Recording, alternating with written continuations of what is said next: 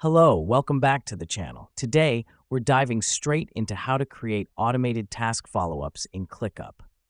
If you're looking to streamline your workflow, you're in the right place. Firstly, we need to log into ClickUp.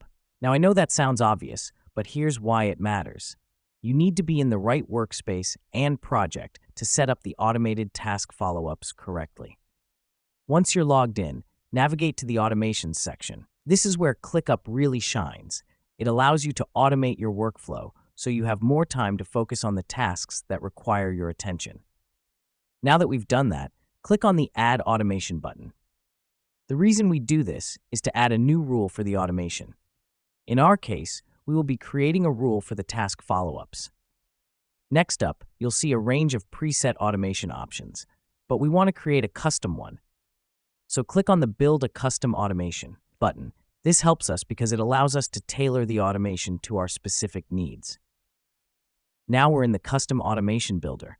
Here is where you'll define your rule. For the trigger, select Task Due Date.